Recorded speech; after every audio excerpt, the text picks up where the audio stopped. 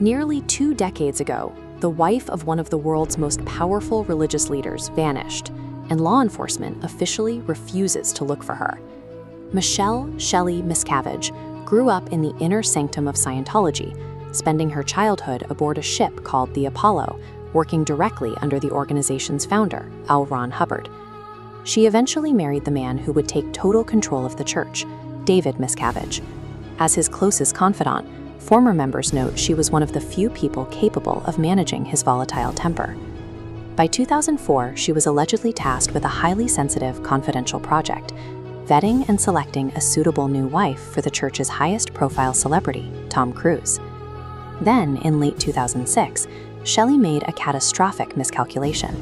While David was away, she took it upon herself to restructure the church's strict internal hierarchy, known as the org board, without his explicit permission.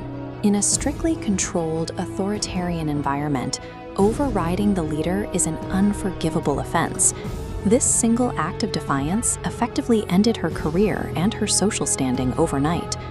The first glaring sign of her downfall occurred at the end of 2006, when Tom Cruise married Katie Holmes in a massive, highly publicized ceremony. The leader of the church arrived completely alone. When high-profile member Leah Remini started asking people at the wedding where Shelly was, church officials immediately shut her down with vicious reprimands, telling her she lacked the rank to even ask the question. Shelly made exactly one more public appearance. In August 2007, she attended her father's funeral, tightly flanked by church handlers who steered her every movement. After that service ended, she vanished. A void of almost 20 years began, marked by 0 public appearances, 0 galas, and 0 photographs. A woman who operated at the absolute peak of a global enterprise was quietly erased. Rather than sparking a formal investigation, her absence left behind a culture of terrified whispers. To understand the gravity of her disappearance, look at the conditions she lived in. Former executives consistently describe the upper management of the church as a hostile environment ruled by David Miscavige's explosive rage. There is also a dark history involving Shelly's own family. In 1985, her mother, Flo Barnett, reportedly angered leadership by associating with an unauthorized splinter group. Shortly after that dispute, Flo was found dead. This 3D schematic illustrates the severe logistical problem with the official cause of Flo's death, suicide. Police concluded that Flo, a physically small woman, somehow managed to fire a long-barreled rifle into her own chest 3 times, and then into her head a 4th time.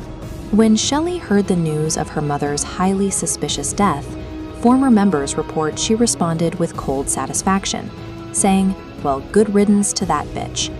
She existed in a brutal ecosystem where loyalty to leadership superseded family, and crossing the wrong people had severe consequences. Given the culture of the organization, her sudden disappearance over an administrative dispute carries the threat of life and death. By 2013, Leah Remini defected from the church and forced the legal system to intervene. She officially filed a missing persons report on Shelly's behalf. Normally, a report involving a high-profile figure trapped in a secretive organization triggers a massive law enforcement response. You expect compound raids, immediate search warrants, and aggressive media scrutiny. Instead, the LAPD abruptly closed the case, officially classifying the missing persons report as unfounded.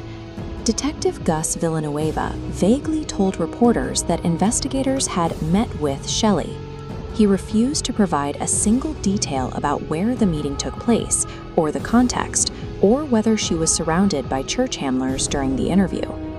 Meanwhile, the church's public relations team aggressively attacked the inquiry, labeling the investigation a pathetic publicity stunt orchestrated by bitter defectors.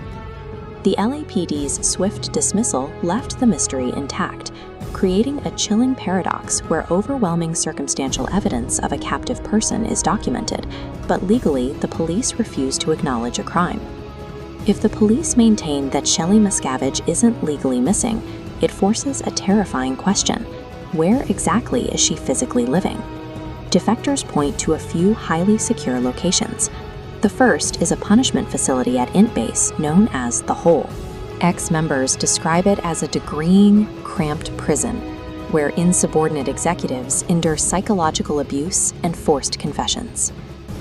This topographical map shows a second, far more secretive location, the CST headquarters near Los Angeles.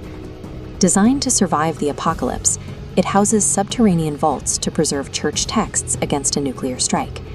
It is an inescapable fortress, cut off from the outside world. The organization possesses the exact type of off-the-grid, heavily fortified infrastructure necessary to vanish a high-profile individual completely from society.